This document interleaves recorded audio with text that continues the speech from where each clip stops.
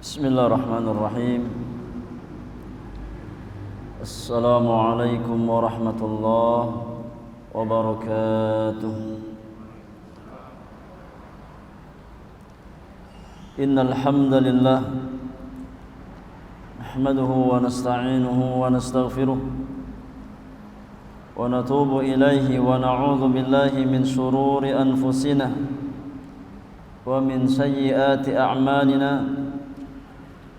من يهده الله فلا مضل له ومن يضلله فلا هادي له أشهد أن لا إله إلا الله وحده لا شريك له وأشهد أن محمدا عبده ورسوله لا نبي بعده يا أيها الذين آمنوا اتقوا الله حق تقاته ولا تموتن إلا وأنتم مسلمون يا أيها الناس اتقوا ربكم الذي خلقكم من نفس واحدة وخلق منها زوجها وبث منهما رجالا كثيرا ونساء واتقوا الله الذي تساءلون به والأرحام إن الله كان عليكم رقيبا يا أيها الذين آمنوا اتقوا الله وقولوا قولا سديدا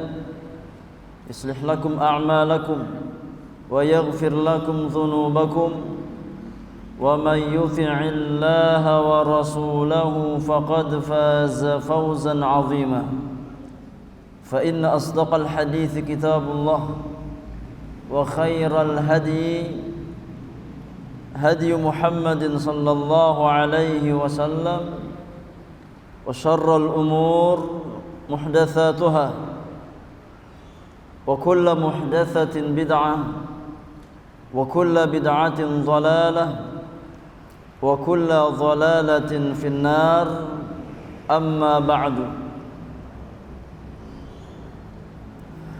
إخواني وأخواتي في الله rahimani wa rahimakumullahu ajma'in.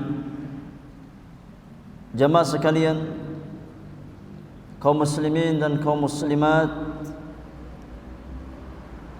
yang semoga dirahmati oleh Allah Subhanahu wa taala. Kita bersyukur kepada Rabbul Alamin atas semua karunia dan kenikmatan yang Allah berikan kepada kita. Secara khusus nikmat hidayah, nikmat iman dan nikmat Islam. Nikmat yang merupakan kunci keselamatan dan kunci kebahagiaan seorang hamba di dunia dan akhirat. Demikian pula kita bersyukur kepada Allah Subhanahu wa taala atas nikmat taufik yang Allah berikan kepada kita, sehingga di hari ini kita bisa berkumpul kembali di salah satu rumah dari rumah-rumah Allah Subhanahu wa taala dalam rangka bertaqarrub kepadanya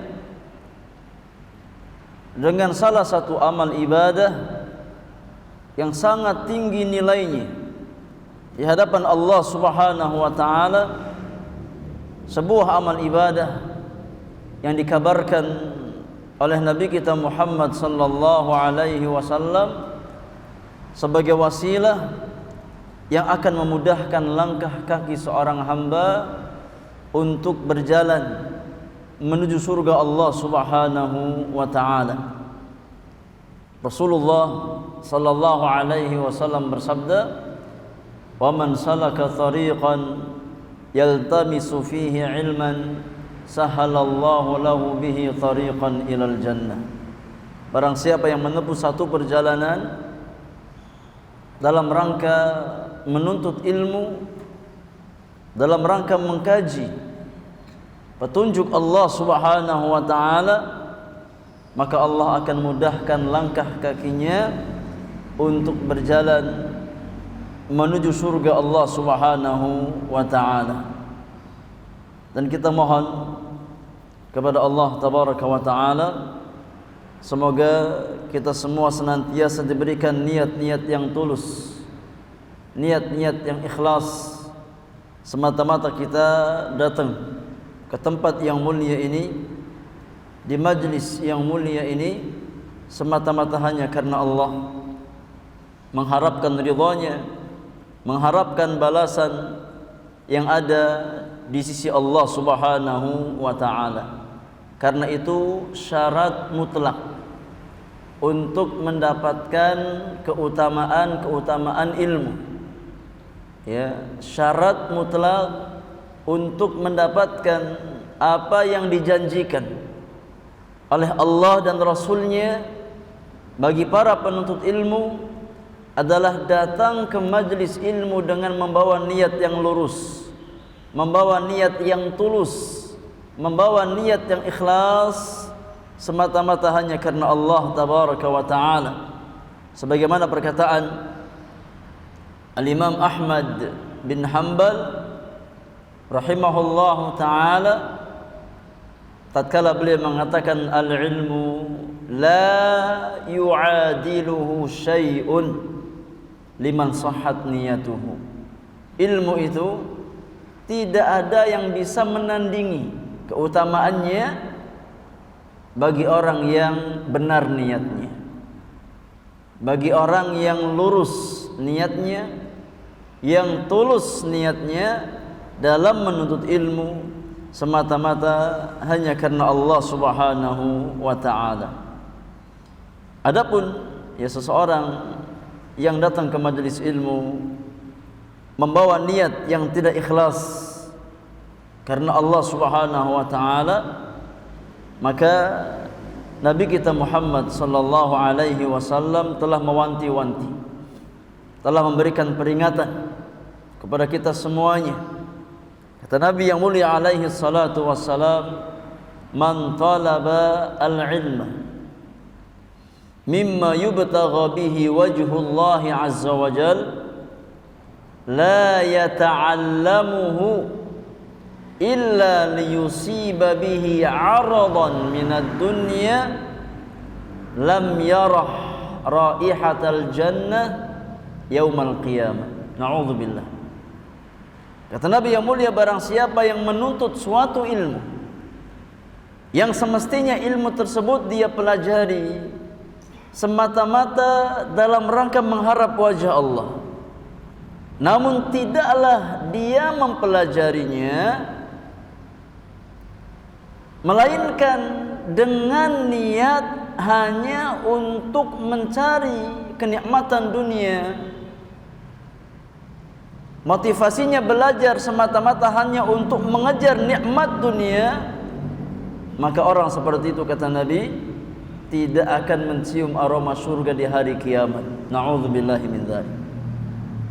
Maka meluruskan niat adalah kewajiban sepanjang hayat bagi orang-orang beriman. Ya, kewajiban sepanjang hayat bagi setiap penuntut ilmu yang dia mengharapkan keberkahan dari ilmu-ilmu yang dia pelajari.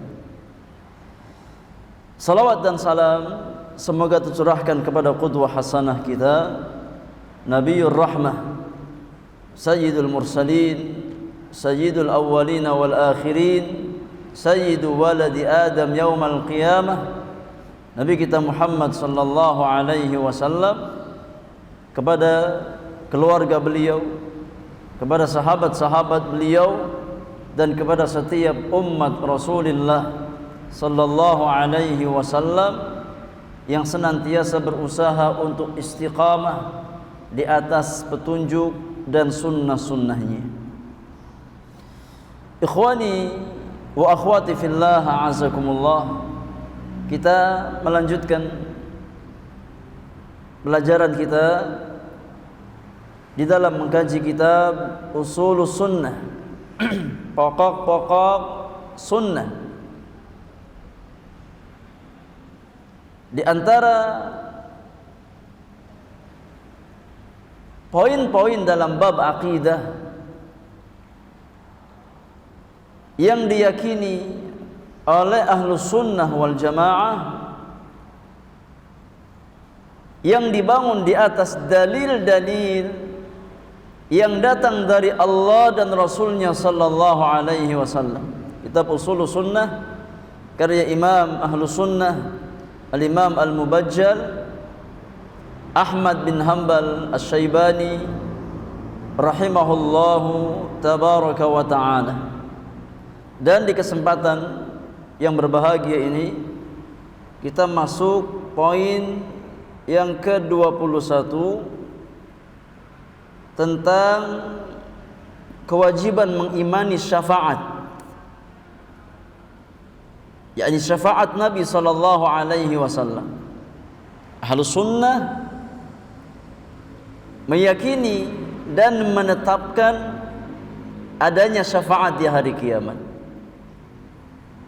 Ya, dan di antaranya adalah syafaat yang Allah berikan secara khusus untuk Nabi Muhammad sallallahu alaihi wasallam. Karena syafaat itu bermacam-macam. Ada syafaat yang sifatnya khassah, yang khusus hanya Allah berikan kepada Rasulullah, dan ada syafaat yang sifatnya ammah, syafaat umum yang Allah berikan kepada para nabi dan rasul. Allah berikan kepada orang-orang beriman, ya, yang mereka wafat di atas tauhid. Kata Imam Ahmad rahimahullahu taala, wal imanu bi syafa'atin nabi sallallahu alaihi wasallam.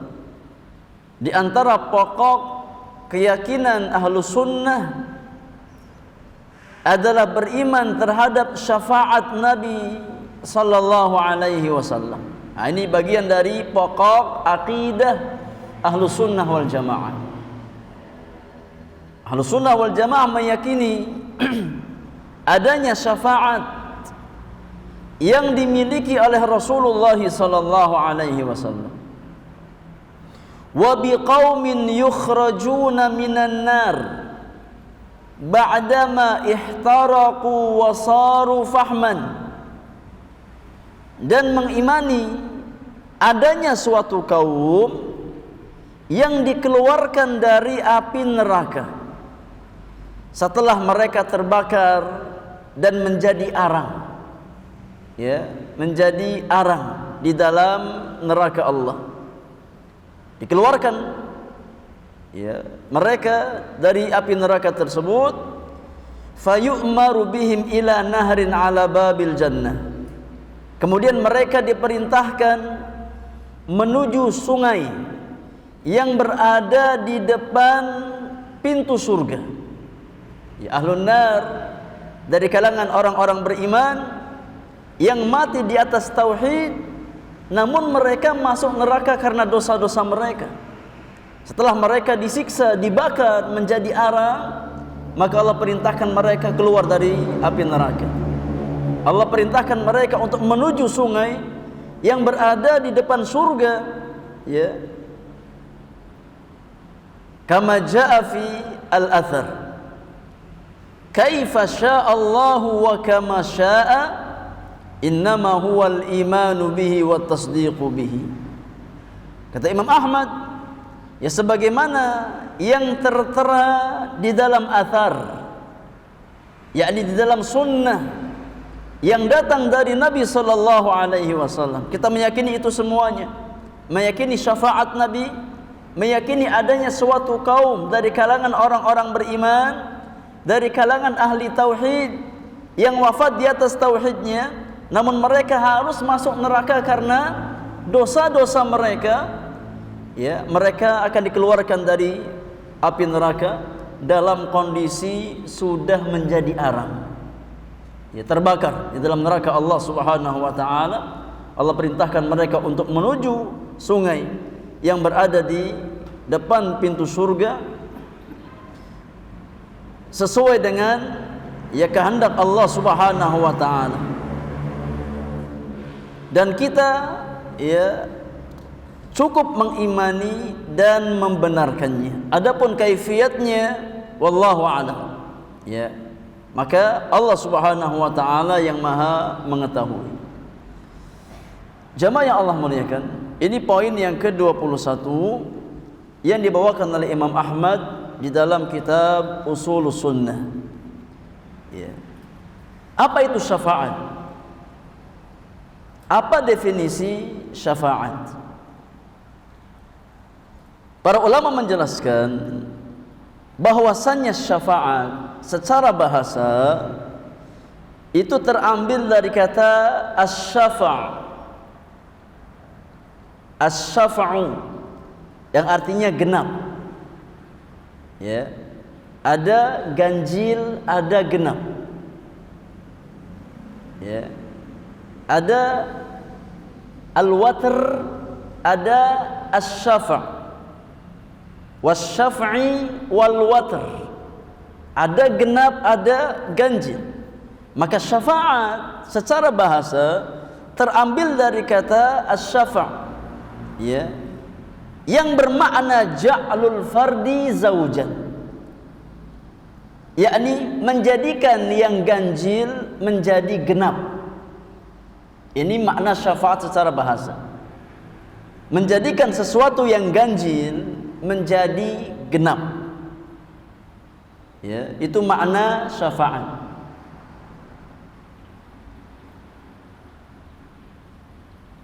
Maka ada namanya salat syafa', ada salat witir. Ya, kalau salat syafa' artinya salat yang bilangannya genap, rakaatnya genap. Kalau salat witir, ini salat yang jumlah rakaatnya apa? Ganjil. Ini makna ya syafaat secara bahasa. Artinya menggenapkan sesuatu yang ganjil. Itu makna syafaat secara bahasa. Adapun syafaat secara istilah syar'i, makna syafaat kata para ulama at-tawassutu lil ghair fi jalbi manfa'atin aw daf'i madarratin. Ya.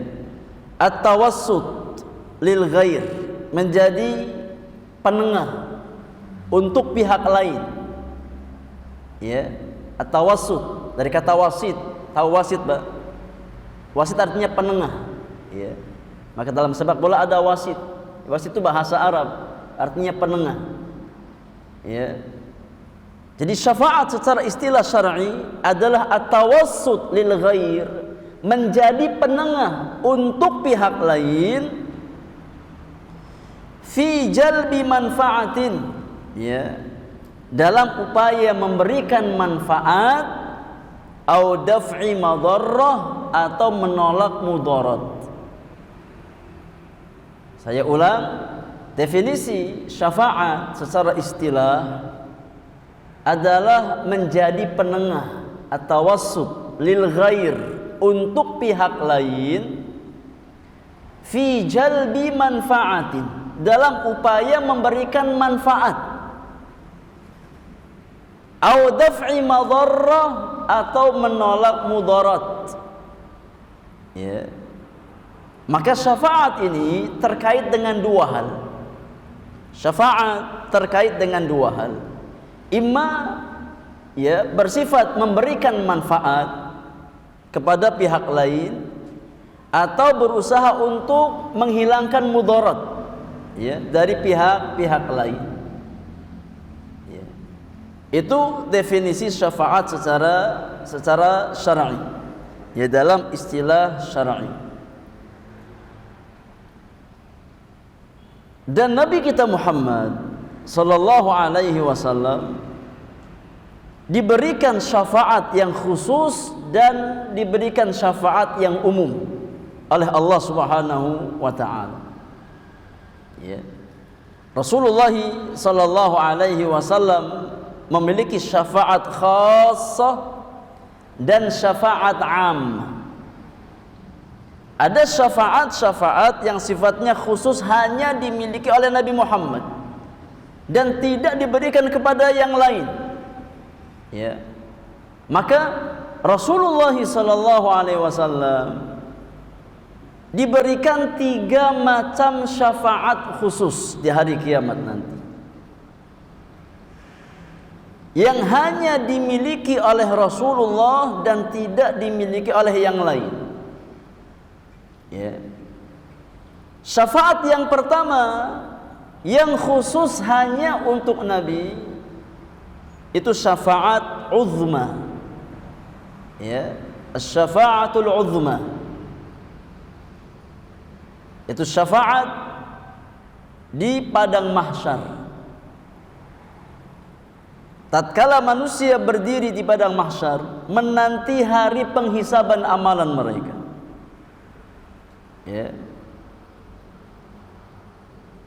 Matahari didekatkan oleh Allah ke kepala-kepala manusia sehingga manusia merasa yakni masyaqqah yang sangat luar biasa, ya, panas terik yang sangat luar biasa. Dalam kondisi mereka dibangkitkan di padang mahsyar nanti, kata Nabi sallallahu alaihi wasallam, ya, hufatan uratan ghurlan buhman. Ya, semua manusia di hari kiamat dibangkitkan dalam kondisi tidak beralas kaki, ya, tidak memakai sehelai kain pun yang dia kenakan, dalam kondisi tidak dikhitan dan tidak membawa apapun. Ya, persis sebagaimana kita dilahirkan dari rahim ibu kita. Ya. Dalam kondisi seperti itu Allah Subhanahu wa taala mendekatkan matahari dari kepala-kepala manusia hanya berjarak 1 mil dari kepala manusia, sehingga manusia tenggelam dengan keringat-keringat mereka sesuai dengan amal-amal yang telah mereka usahakan di dunia. Maka mereka merasakan kepayahan yang sangat luar biasa, ya, untuk menanti hari penghisaban amalan. Ya. Akhirnya manusia tergerak untuk mendatangi Nabi Adam alaihi salam agar Adam minta kepada Allah untuk menyegerakan penghisaban amalan mereka. Sudah enggak tahan, ya, dengan kondisi di padang mahsyar. Maka mereka datang kepada Nabi Adam, ya, untuk minta kepada Allah agar Allah Subhanahu wa taala memulai penghisaban amal-amal mereka. Tapi Adam memberikan uzur, enggak bisa. Ya. Sesungguhnya Allah Subhanahu wa taala murka pada hari ini yang tidak pernah Allah murka sebelumnya dan tidak murka ya setelahnya, sebagaimana murka Allah pada hari ini. Ya, ada mengatakan nafsi nafsi, urusi urusan kita masing-masing. Maka Adam, ya, mengarahkan manusia untuk datang kepada Nabi Nuh alaihi salam. Nabi Nuh juga demikian, memberikan uzur, tidak bisa untuk meminta kepada Allah Subhanahu wa taala. Ya. Akhirnya Nabi Nuh alaihi salam mengarahkan manusia untuk datang kepada Nabi Ibrahim alaihi salam, Khalilur Rahman pun demikian. Ya. Nabi Ibrahim tidak bisa meminta kepada Allah Subhanahu wa taala karena ada kesalahan yang pernah beliau lakukan. Akhirnya Nabi Ibrahim mengarahkan manusia datang kepada Nabi Musa alaihi salam, kalimullah azza wajalla, seorang hamba yang diajak bicara langsung oleh Allah Subhanahu wa taala. Tapi Nabi Musa juga demikian, menyampaikan uzurnya, dan dia pernah merasa berbuat salah sehingga dia merasa malu untuk minta kepada Allah Subhanahu wa taala. Akhirnya Nabi Musa memerintahkan manusia untuk mendatangi Nabi Isa alaihi salam. Ya, seorang manusia yang yakni diciptakan oleh Allah Subhanahu wa taala secara khusus dengan tanpa ayah, yang ditiupkan ruh oleh Allah Subhanahu wa taala kepada Maryam alaiha salam. Namun Nabi Isa juga sama, beliau memberikan uzur, tidak bisa minta kepada Allah Subhanahu wa taala. Ya. Maka akhirnya Nabi Isa mengarahkan manusia untuk mendatangi Nabi Muhammad sallallahu alaihi wasallam. Ya, maka Nabi alaihi salatu wasallam meminta kepada Allah Subhanahu wa taala Kata Nabi yang mulia, ana laha. Ya. Akulah yang diberikan hak oleh Allah Subhanahu wa taala untuk meminta syafaat pada hari ini. Akhirnya Nabi yang mulia sujud di bawah arsy Allah Subhanahu wa taala, meminta kepada Allah Subhanahu wa taala agar Allah menyegerakan hari penghisaban amalan hamba-hambanya. Kemudian setelah Nabi sujud di bawah arsy Allah Subhanahu wa taala, maka Allah tabaraka wa taala berfirman, memanggil nabinya, memanggil Rasulullah sallallahu alaihi wasallam, ya Muhammad, irfa' ra'sak wasal tu'tah washfa' tushaffa'. Wahai Muhammad, cukup sujudmu, angkatlah kepalamu, mintalah, engkau akan diberi apa yang kau minta, dan mintalah syafaat, engkau akan diberikan syafaat. Ya, ini yang dimaksud dengan asy-syafa'atul uzma, syafaat yang diberikan kepada Nabi Muhammad, ya, di padang mahsyar untuk meminta kepada Allah agar dimulai hari penghisaban amalan. Dan ini yang dimaksudkan dengan al-maqamul mahmud, maqam yang terpuji, ya, yang dijanjikan oleh Allah kepada nabinya sallallahu alaihi wasallam di dalam surat Al-Isra ayat yang ke-79. Syafa'atul uzma, inilah al-maqamul mahmud, ya, yakni kedudukan yang terpuji yang hanya diberikan kepada Rasulullah sallallahu alaihi wasallam, yang pernah dijanjikan oleh Allah di dalam Al-Qur'anul Karim. Asa ayyab'atsaka rabbuka maqaman mahmuda. Maqaman mahmuda, inilah asy-syafa'atul uzma, ya, yang kelak akan Allah berikan kepada Rasulullah sallallahu alaihi wasallam di hari kiamat nanti. Ya, maka disunahkan bagi orang-orang beriman untuk, ya, minta agar Nabi Muhammad diberikan syafa'atul uzma oleh Allah Subhanahu wa taala. Ya. Kapan kita minta jamaah? Kapan kita minta ini? Dengan membaca doa setelah azan. Ya. Allahumma rabb hadhihi ad-da'wati at-tammah was-salatil qa'imah ati Muhammadan al-wasilah wal fadilah wab'athhu maqaman mahmudan alladhi wa'adta. Ya. Kata Nabi alaihi salatu wasalam, siapa yang minta untukku wasilah, ya, kepada Allah Subhanahu wa taala, halat lahu syafa'ati yaumal qiyamah, maka halal baginya syafaatku di hari kiamat. Maka di antara sebab seorang muslim, seorang muslimah mendapatkan syafaat Nabi di hari kiamat adalah dengan mengamalkan doa setelah azan. Kalau kita ingin mendapatkan syafaat Nabi di hari kiamat, maka amalkan doa setelah azan. Ya. Karena Nabi sangat ingin kalau seandainya beliau, ya, diberikan maqaman mahmudan di hari kiamat oleh Allah Subhanahu wa taala, maka orang-orang beriman diperintahkan oleh Rasulullah minta kepada Allah agar Nabi yang mulia diberikan maqaman mahmudan, ya, syafa'atul uzma di hari kiamat nanti. Itu jenis syafaat yang pertama, ya. Jenis syafaat yang pertama di antara syafaat yang sifatnya khusus untuk Nabi, ya. Dalilnya antum bisa lihat di dalam hadis Bukhari, Muslim dan yang lainnya dari jalan Abu Hurairah radhiyallahu taala anhu wa ardha. Hadis yang sangat panjang, ya, tentang kisah syafaatul uzma.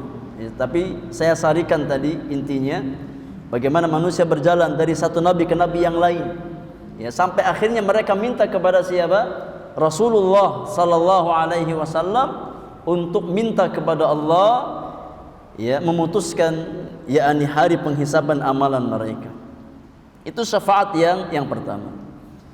Syafaat yang kedua, di antara syafaat yang sifatnya khusus untuk Rasulullah sallallahu alaihi wasallam adalah asy-syafa'ah li ahli jannah fil idzni lahum fi dukhuliha, yakni syafaat bagi ahlul jannah untuk bisa masuk ke dalam surga,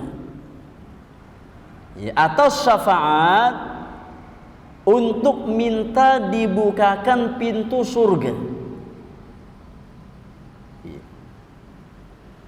Karena ahlul jannah, penghuni surga, tidak akan bisa masuk surga melainkan yakni setelah Nabi sallallahu alaihi wasallam masuk ke dalam surga. Karena pintu surga itu terbuka pertama kali untuk siapa? Untuk Nabi Muhammad sallallahu alaihi wasallam. Tidak pernah terbuka pintu surga untuk seseorang selain Nabi Muhammad sallallahu alaihi wasallam. Maka setelah Nabi Muhammad masuk ke dalam surga, barulah yang lain bisa masuk ke dalam surga Allah Subhanahu wa taala.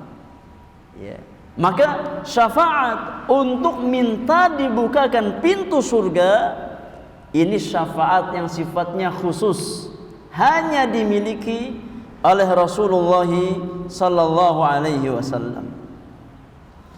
Di antara dalil yang menunjukkan syafaat yang kedua ini, yang pertama adalah hadis Anas bin Malik yang dikeluarkan oleh Imam Muslim, di mana Rasulullah sallallahu alaihi wasallam bersabda, kata Nabi yang mulia, ana awwalu syafi'in fil jannah, aku adalah orang yang pertama kali memberikan syafaat di dalam surga. yakni Nabi yang mulia alaihi salatu wasalam adalah orang yang pertama kali memberikan syafaat di surga Allah Subhanahu wa taala, untuk masuk ke dalam surga Allah Subhanahu wa taala. Kata Nabi yang mulia, ati babal jannah, di hari kiamat nanti aku akan mendatangi pintu surga. Aku mendatangi pintu surga, fa astaftih, maka saya meminta izin untuk dibukakan pintu surga. Karena kita tahu bahwasannya pintu surga itu dijaga oleh malaikat. Tidak sembarangan orang bisa masuk pintu surga tersebut, ada penjaganya, dijaga oleh malaikat Ridwan alaihi salam. Kata Nabi yang mulia, fa astaftihu, maka aku meminta izin untuk dibukakan pintu surga. Fayaqulul khazin man, maka penjaga pintu surga bertanya, siapa? Kamu siapa? Fa'aqul, maka saya mengatakan Muhammad, aku adalah Muhammad. Fayaqul, maka penjaga pintu surga mengatakan, bika umirtu, iya, aku diperintahkan untuk membuka pintu surga pertama kali untuk engkau wahai Muhammad. La aftahu li ahadin qablaka, aku tidak pernah membuka pintu surga kepada siapapun sebelum engkau. Maka syafaat yang kedua yang dimiliki khusus oleh Nabi yang mulia alaihi salatu wassalam adalah syafaat untuk penghuni surga agar mereka bisa masuk surga Allah Subhanahu wa taala. Yang minta izin dibuka pintu surga adalah Nabi Muhammad alaihi salatu wassalam. Setelah Nabi yang mulia masuk, baru masuk yakni yang lainnya di antara ahlul jannah. Itu syafaat yang kedua yang sifatnya khusus untuk Rasulullah sallallahu alaihi wasallam. Syafaat yang ketiga di antara bentuk syafaat yang sifatnya khusus hanya diberikan kepada Rasulullah sallallahu alaihi wasallam adalah syafaat yang Nabi berikan untuk paman beliau Abu Talib. Ya. Syafaat yang Nabi berikan untuk paman beliau Abu Talib, minta diringankan azabnya oleh Allah Subhanahu wa taala. Karena syafaat Nabi untuk Abu Talib ini sifatnya istitsna. Sifatnya istitsna, ini pengecualian. Kenapa? Karena hukum asal yang menerima syafaat itu hanya untuk orang-orang beriman, hanya untuk ahli tauhid, ya, yang berhak untuk menerima syafaat di hari kiamat nanti. Disyaratkan orang yang meninggal di atas keimanan, orang yang meninggal di atas tauhid kepada Allah Subhanahu wa taala. Adapun orang yang wafat di atas kekufuran, di atas kesyirikan, di atas kemunafikan, maka mereka tidak bisa mendapatkan syafaat di hari kiamat. Ya. Seorang musyrik, orang kafir dan orang munafik, mereka tidak bisa mendapatkan syafaat di hari kiamat nanti. Ya. Allah Subhanahu wa taala berfirman, "Fama tanfa'uhum syafa'atus syafi'in." Ya. Tidak akan bermanfaat bagi mereka syafaat pemberi syafaat di hari kiamat nanti. Kenapa? Karena mereka wafat di atas kekufuran kepada Allah Subhanahu wa taala. Ya. Maka untuk mendapatkan syafaat di hari kiamat itu ada dua. Ya. Ada dua syarat. Yang pertama adalah idzullahi lisyafi' an yashfa', izin Allah terhadap pemberi syafaat, ya, terhadap pihak yang memberikan syafaat seperti Nabi, ya, seperti orang-orang saleh. Mereka akan diberikan izin oleh Allah untuk memberikan syafaat, dan mereka tidak mungkin memberi syafaat di hari kiamat nanti melainkan setelah mendapatkan izin dari Allah Subhanahu wa taala. Allah Subhanahu wa taala berfirman di dalam ayat kursi, "Man dzalladzi yashfa'u 'indahu illa bi'idznih." Ya, siapa yang bisa memberikan syafaat di sisi Allah kecuali dengan izin Allah Subhanahu wa taala. Maka syarat yang pertama kata para ulama, ya, di antara syarat syafaat adalah yang memberikan syafaat diizinkan oleh Allah Subhanahu wa taala. Yang kedua, di antara syarat syafaat adalah ridhallah 'anil masyfu'i lahu.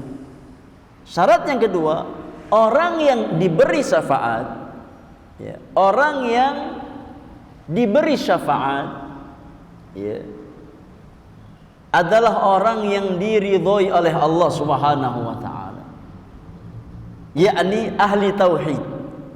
Karena Allah tidak pernah ridha melainkan kepada ahli tauhid. Ya. Maka hukum asal orang-orang yang akan mendapatkan syafaat di hari kiamat nanti hanya orang-orang beriman. Ya. Adapun orang yang wafat di atas kekufuran, di atas kesyirikan, di atas kemunafikan, mereka tidak berhak untuk mendapatkan syafaat. Namun ada satu sosok manusia yang dikecualikan oleh Allah, ya, yaitu paman Nabi Abu Talib, di mana Abu Talib akan diberikan syafaat khusus oleh Nabi sallallahu alaihi wasallam, ya, karena jasa-jasa beliau. Karena kita tahu bahwasanya Nabi Muhammad alaihi salatu wassalam, beliau hidup bersama Abu Talib, dilindungi oleh Abu Talib, ya, dijaga oleh Abu Talib, ya, disupport dakwanya oleh Abu Talib, ya. Nabi hidup bersama Abu Talib kurang lebih sekitar 42 tahun. Ya, 42 tahun lamanya Nabi di bawah pengasuhan, ya, Abu Talib, paman beliau. Setelah kakek Nabi meninggal dunia, Abdul Muthalib, dan saat itu Nabi berusia 8 tahun, maka Abdul Muttalib mewasiatkan Abu Talib untuk menjaga Rasulullah sallallahu alaihi wasallam. Karena Abu Talib adalah saudara dari ayahnya Nabi, Abdullah. Ya. Maka Abdul Muttalib, kakek Nabi, mewasiatkan kepada Abu Talib untuk menjaga Rasulullah sallallahu alaihi wasallam. Maka selama 42 tahun setelah Nabi diangkat sebagai seorang Rasul di usia 40, ya, kemudian di usia 50 tahun Abu Talib meninggal dunia. Di usia Nabi 50 tahun Abu Talib meninggal dunia, ya. Dan Abu Talib meninggal dunia di atas agama nenek moyangnya, ya, di atas agama nenek moyangnya, kesyirikan kepada Allah Subhanahu wa taala. Padahal Nabi sudah berusaha untuk menyelamatkan Abu Talib di akhir-akhir kehidupan beliau.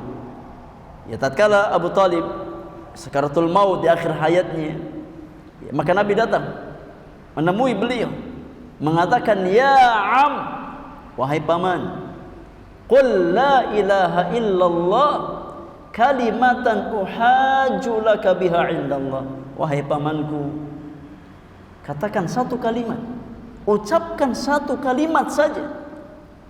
Ucapkan kalimat la ilaha illallah, satu kalimat yang akan aku jadikan hujjah untuk menolong engkau di hadapan Allah Subhanahu wa taala. Ya. Namun disayangkan pada saat itu, ya, hadir syaitan dari kalangan manusia yang membisikkan kepada Abu Talib untuk tetap di atas agama nenek moyangnya. Akhirnya Abu Talib, ya, lisannya keluh untuk mengucapkan kalimat la ilaha illallah. Akhirnya dia wafat di atas kesyirikan kepada Allah Subhanahu wa taala. Ya. Namun Nabi sallallahu alaihi wasallam, ya, diberikan syafaat khusus oleh Allah Subhanahu wa taala untuk meringankan, ya, azab Abu Talib. Ya. Dalilnya adalah hadis yang sahih yang dikeluarkan oleh Imam Al-Bukhari dan Muslim di mana Al-Abbas bin Abdul Muttalib, Al-Abbas ini paman Nabi, Al-Abbas bin Abdul Muttalib pernah bertanya kepada Nabi sallallahu alaihi wasallam tentang sosok Abu Talib. Karena Abbas tahu bahwasanya Abu Talib ini jasanya luar biasa, ya, yang menjaga Nabi, yang melindungi Nabi dari keburukan orang-orang kufar Quraisy adalah Abu Talib, ya.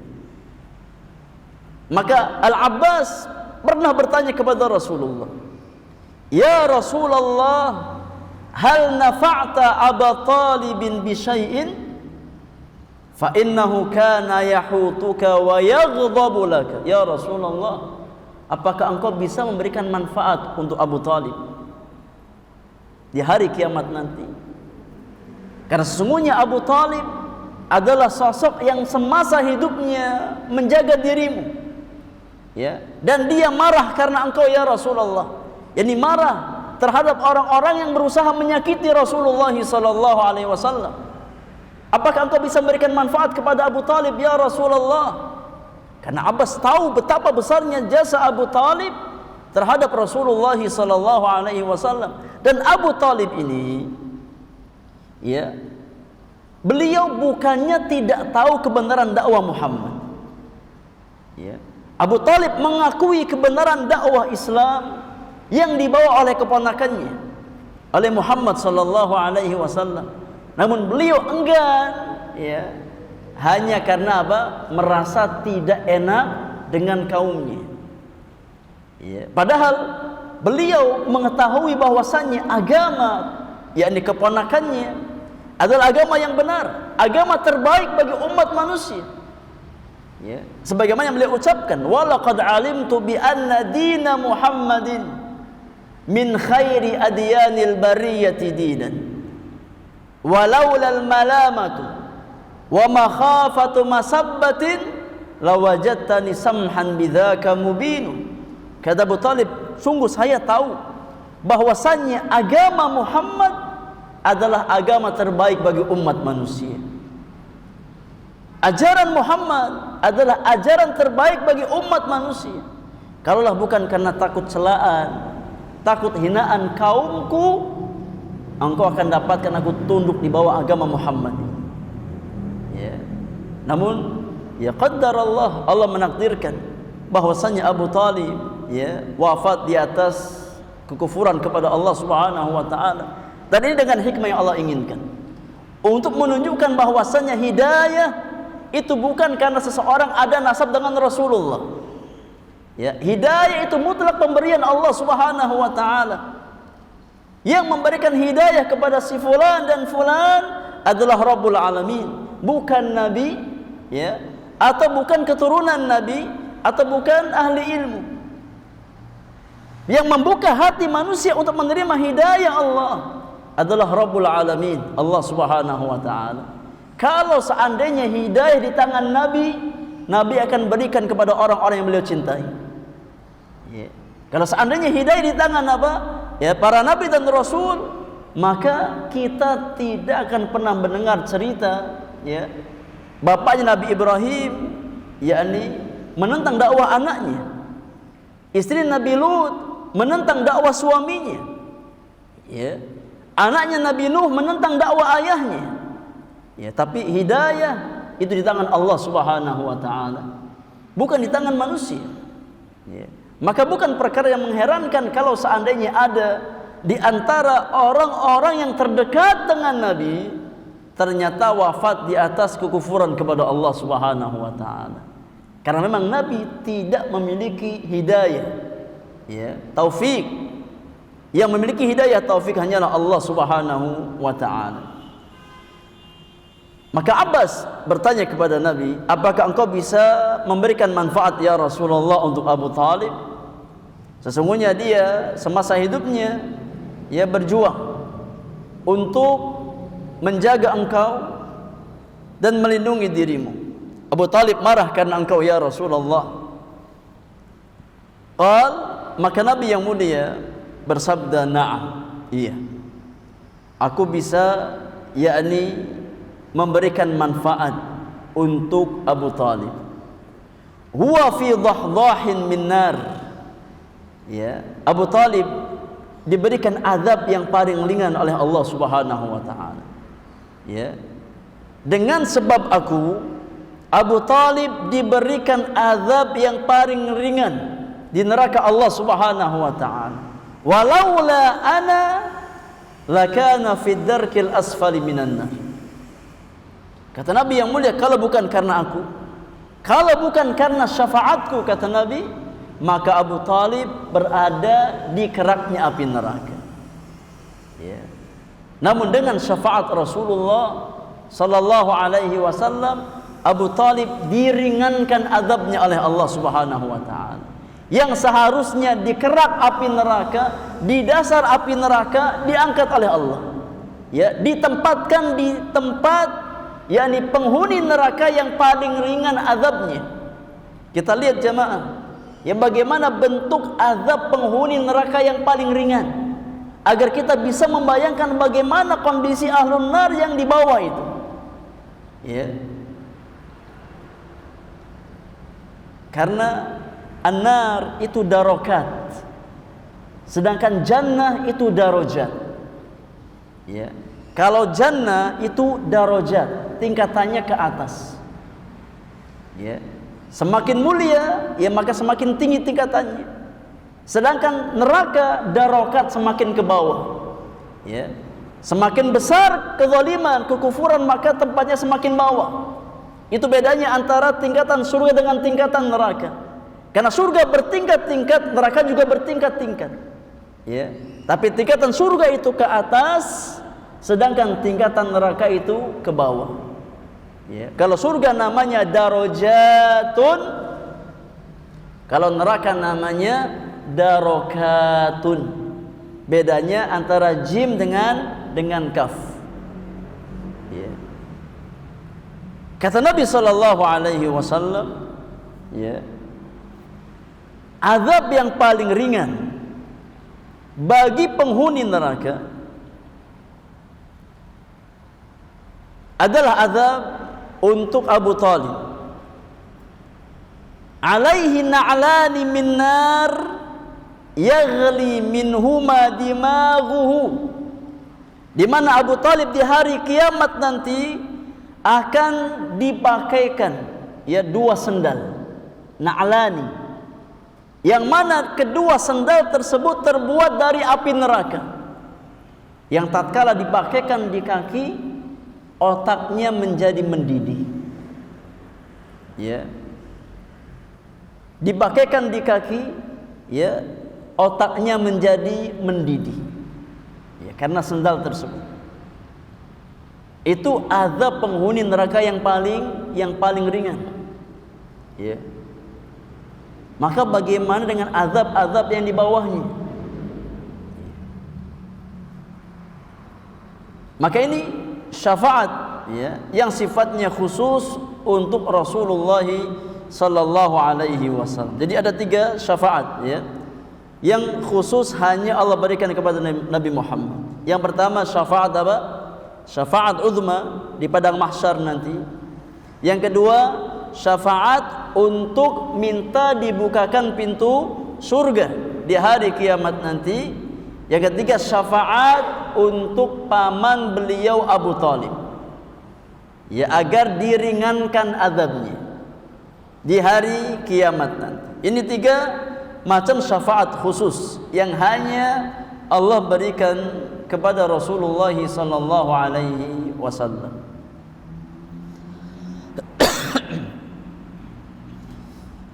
Adapun syafaat yang bersifat umum yang dimiliki oleh Nabi dan selain beliau, ada beberapa syafaat di hari kiamat nanti.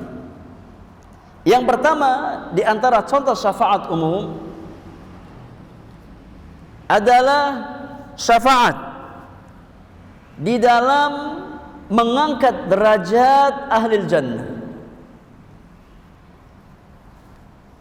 Syafaat untuk mengangkat derajat ahlul jannah.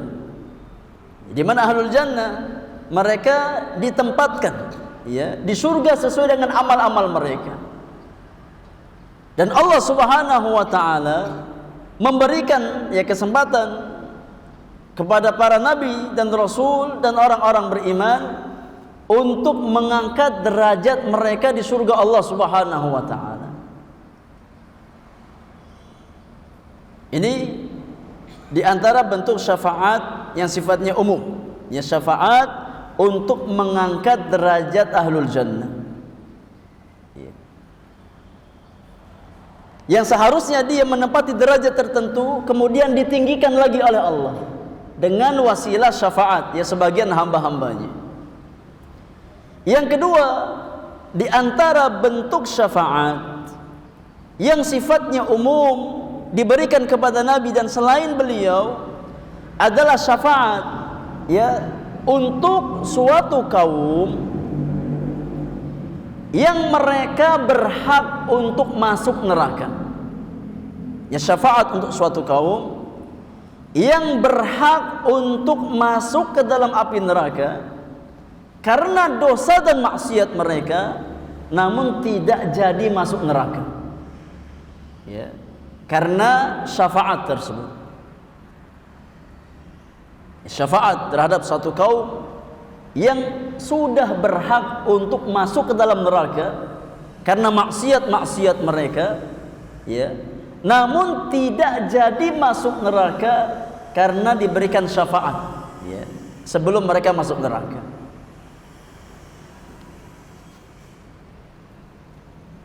Kemudian yang ketiga, di antara bentuk syafaat umum adalah syafaat bagi kaum yang sudah masuk ke dalam neraka, yang sudah disiksa di dalam api neraka dengan sebab dosa-dosa mereka, kemudian dikeluarkan dari api neraka. Dikeluarkan dari api neraka. Ini syafaat yang ketiga di antara bentuk syafaat umum. Syafaat untuk ahlun nar, ya penghuni neraka yang sudah masuk ke dalam api neraka, yang sudah merasakan azab api neraka, kemudian mereka diselamatkan, dikeluarkan dari api neraka, ya dengan yakni perantara pemberi syafaat. Maka ini berlaku untuk para nabi dan rasul, berlaku untuk orang-orang beriman, ya, berlaku untuk orang-orang beriman dari kalangan ahli tauhid. Maka dari 3 syafaat umum tadi, ya, ada 2 macam syafaat yang diingkari oleh sebagian firqah. Itu syafaat umum yang kedua dan syafaat umum yang ketiga. Ya. Yani syafaat bagi orang-orang yang berhak masuk ke dalam neraka, kemudian gak jadi masuk neraka. Atau syafaat bagi orang yang sudah masuk ke dalam neraka, dikeluarkan dari api neraka. 2 syafaat ini, inilah yang diingkari oleh 2 firqah yang menyimpang di dalam Islam. Itu firqah Khawarij dan Mu'tazilah. Ya. Firqah Khawarij dan Mu'tazilah. Dan ini ya poin pembeda antara akidah Ahlus Sunnah wal Jamaah dengan akidah orang-orang Khawarij dan Mu'tazilah dalam menyikapi yakni pelaku maksiat dari kalangan orang-orang beriman.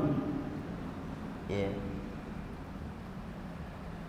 Ahlus Sunnah wal Jamaah mereka memiliki keyakinan bahwasannya pelaku maksiat dari kalangan orang-orang beriman, ya, di dunia maka hukumnya masih mukmin.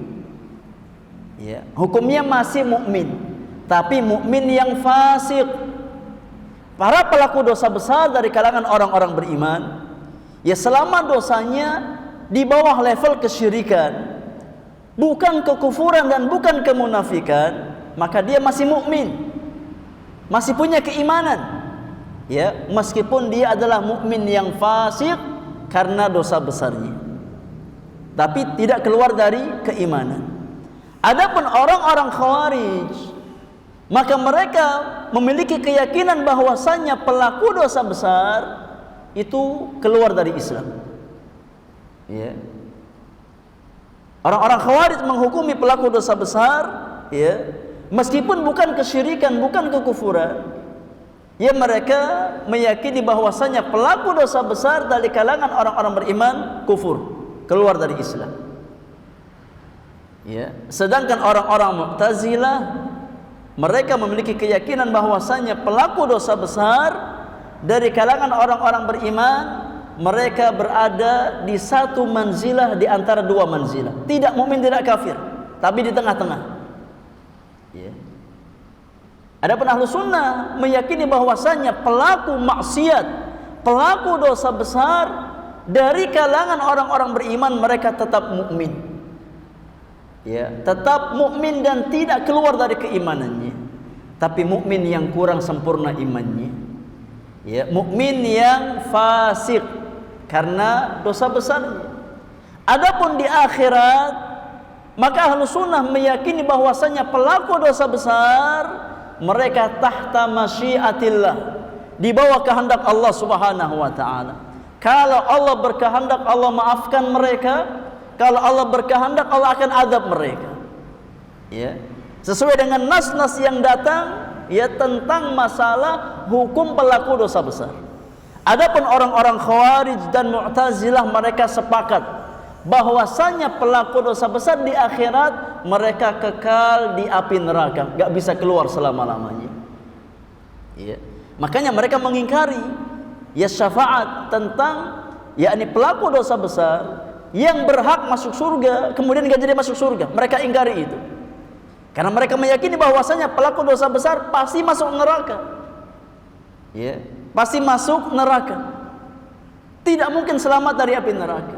Demikian pula mereka mengingkari bahwasanya penghuni neraka dari kalangan ya pelaku dosa besar itu bisa dikeluarkan dari neraka. Mereka ingkari itu. Karena menurut keyakinan mereka bahwasannya pelaku dosa besar di hari kiamat nanti kekal di api neraka, gak bisa keluar dari api neraka.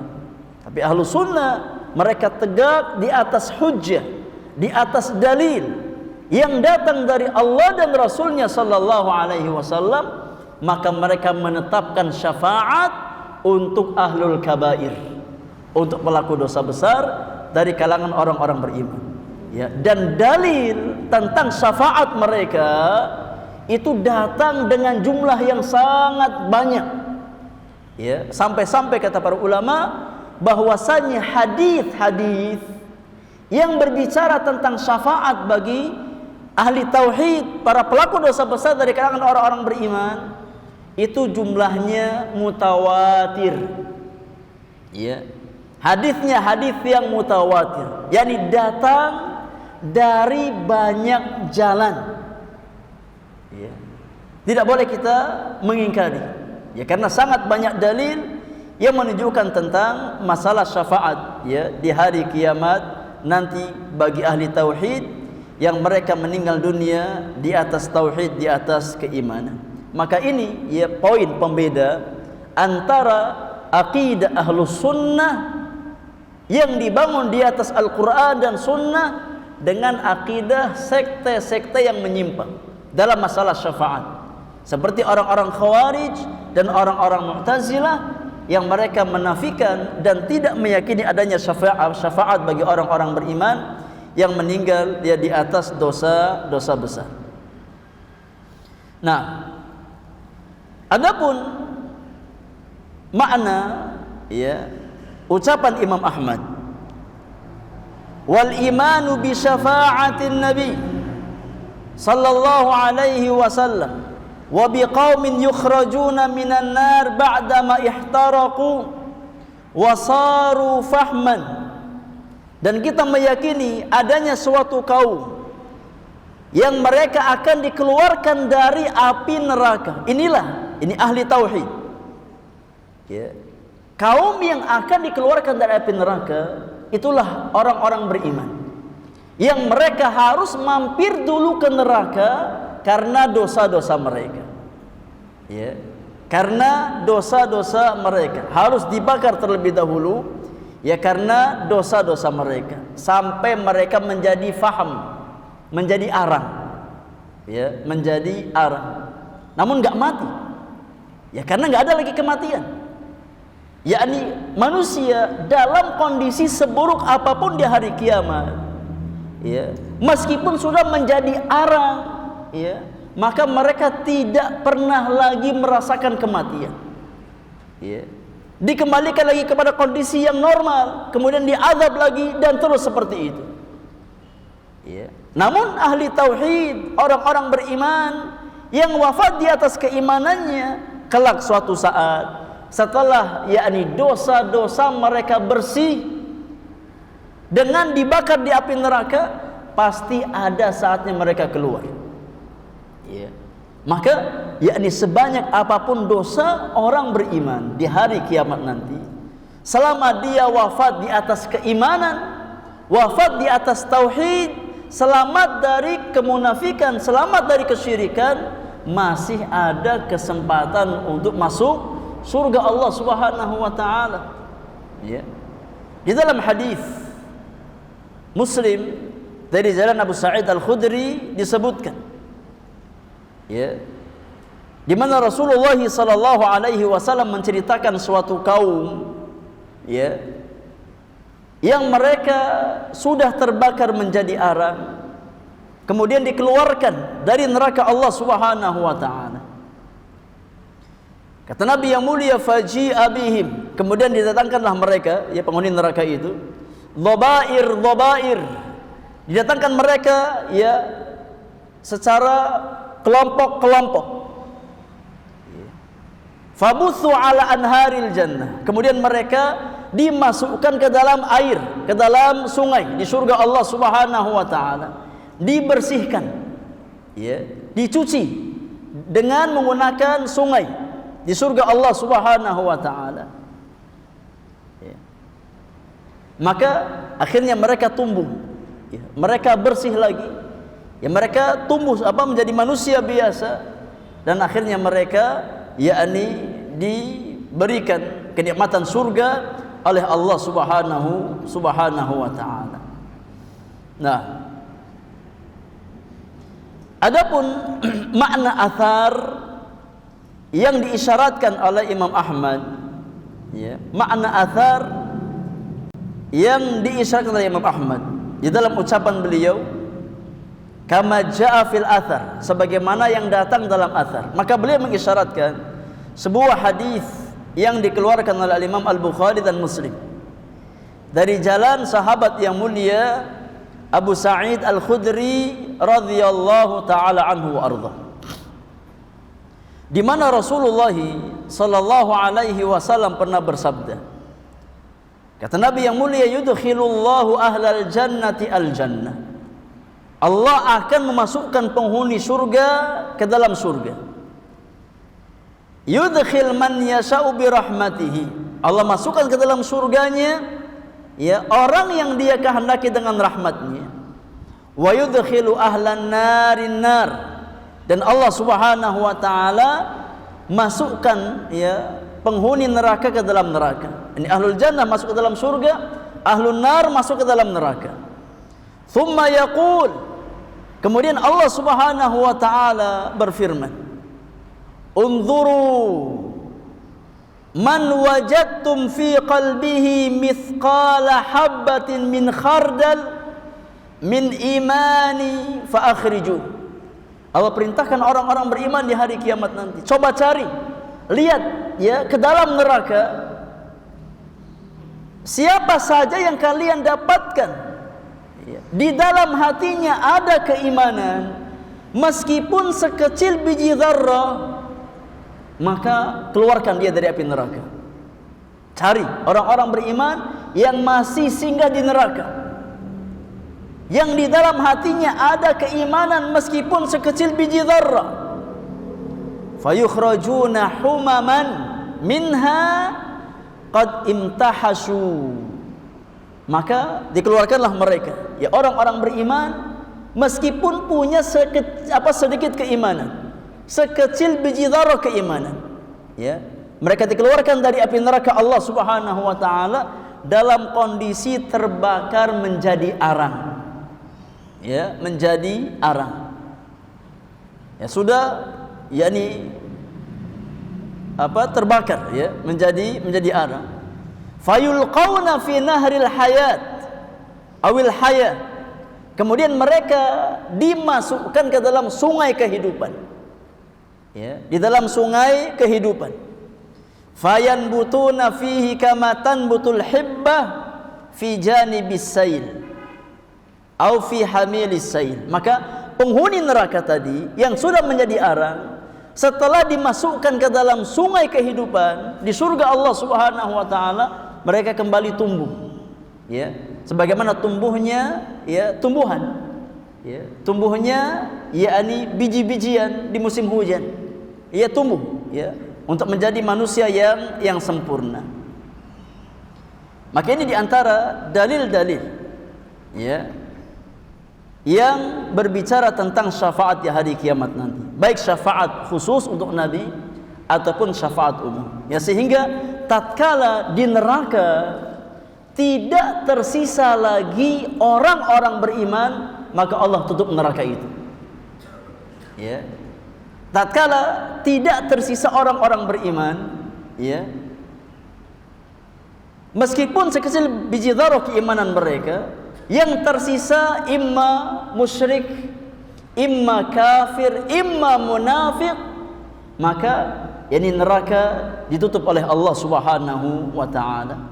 Maka penghuni neraka mereka tidak bisa keluar lagi selama-lamanya, ya, karena sudah habis orang-orang beriman. Yang ada hanya kafir, hanya musyrik, hanya munafik. Dan ini diantara makna firman Allah Subhanahu wa taala di dalam surat Al-Humazah ayat yang ke-8. Ya, Allah Subhanahu wa taala berfirman, "Innaha 'alaihim mu'sadatun." Sesungguhnya neraka itu tertutup atas mereka. Yani tertutup maksudnya dari orang kafir, musyrik dan munafik. Kapan ditutup? Setelah semua orang-orang beriman dikeluarkan dari api neraka Allah Subhanahu wa taala. Ya, tatkala tidak lagi tersisa orang beriman, maka Allah tutup ya neraka. Dan juga yang difirmankan oleh Allah Subhanahu wa taala di dalam surat Al-Maidah ayat yang ke-37. Al-Maidah ayat 37. Allah Subhanahu wa taala berfirman, "Yuriduna an yakhruju minan nar wa ma hum bikharijina minha." Mereka penghuni neraka dari kalangan orang-orang kafirin, dari kalangan orang-orang musyrikin, dari kalangan orang-orang munafikin, mereka ingin untuk keluar dari neraka Allah Subhanahu wa taala. Wa ma hum bikharijina minha. Namun mereka tidak mungkin bisa keluar selama-lamanya. Walahum adzabun muqim, dan bagi mereka ada azab yang kekal. Jadi yang dikekalkan di neraka itu hanya orang kafir, orang musyrik dan orang munafik. Adapun orang mukmin ya, yang wafat di atas keimanan meskipun harus mampir ke neraka karena dosa-dosanya, kelak suatu saat akan ya bisa keluar dari neraka Allah Subhanahu wa taala. Kita mohon kepada Allah, semoga Allah Subhanahu wa taala menjaga kita semua dari siksa api neraka dan kita masuk surga Allah Subhanahu wa taala dengan tanpa hisab dan tanpa azab. Wallahu taala alam bisawab. Ini pembahasan dari poin yang ke-21 tentang pokok akidah Ahlussunnah yang meyakini syafaat Nabi dan syafaat bagi orang-orang beriman di hari kiamat nanti. Wallahu taala alam.